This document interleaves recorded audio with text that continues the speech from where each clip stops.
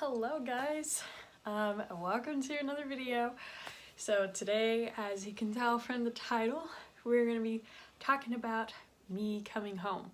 So due to the circumstances, my homecoming was a little bit different than most missionaries.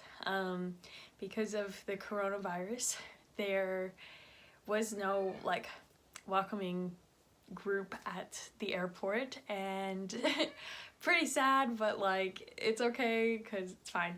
So I didn't really record me being in the airport, I don't think at all. So I don't think I have any footage from the airport. Oh, in the airplane. Okay, I guess I can. Yeah, the airplane.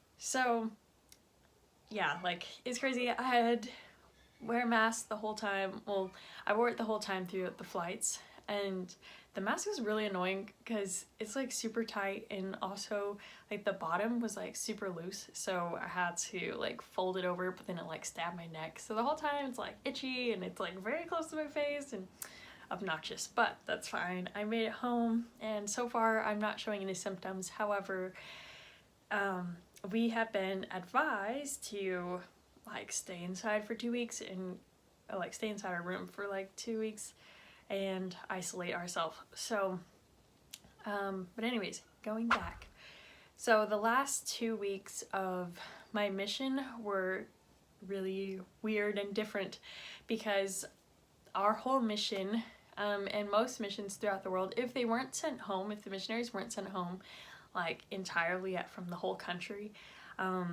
then most missionaries are in isolation right now. Okay, well, as you can see, we have cleaned this because we're going nuts. Because we just got a mission mandated, what is it, isolation? Yeah. Yeah, isolation. What's the term again? Social Distancing. We're social distancing right now from everything, but we still want to talk to you online, so better pull up that Facebook. I'll get to you real quick. So self-isolating themselves, social distancing, and all that good stuff. And so we did that for I did that for the last 2 weeks.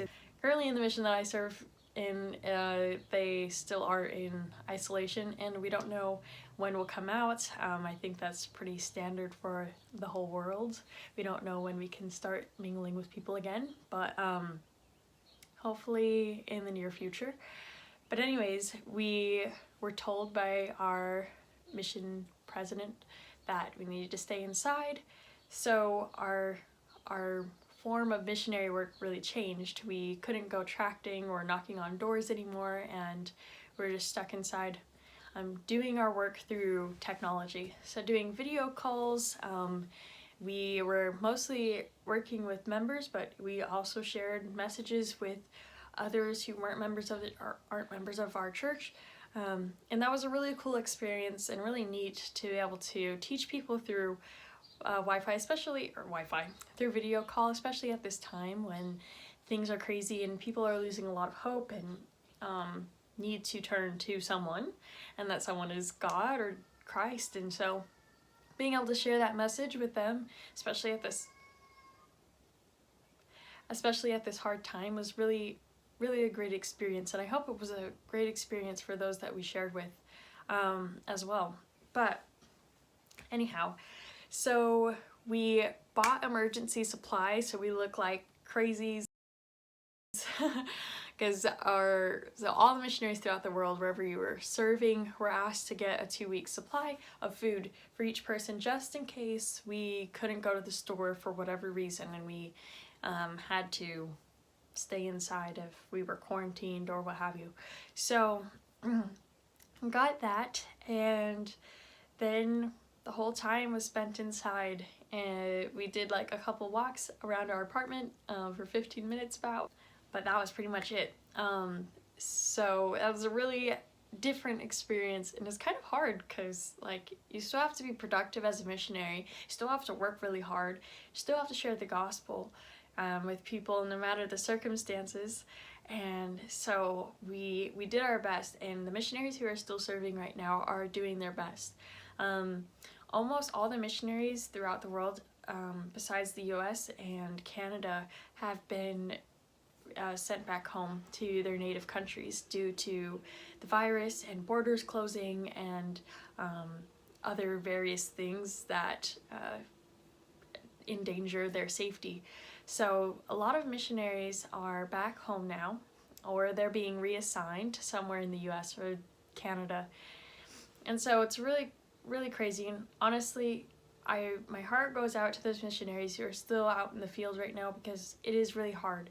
And it's really tough when you can't go and talk to people like you normally do. You can't just go out and contact people on the street, and you have to do everything through technology. So I really think it's a good learning experience, but it's definitely hard and difficult. So keep going, missionaries, you're doing great. But so my time came to go home, and this was like a couple days before.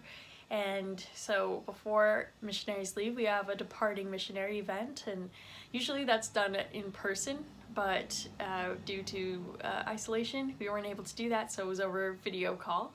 It was a little different, but it was still cool.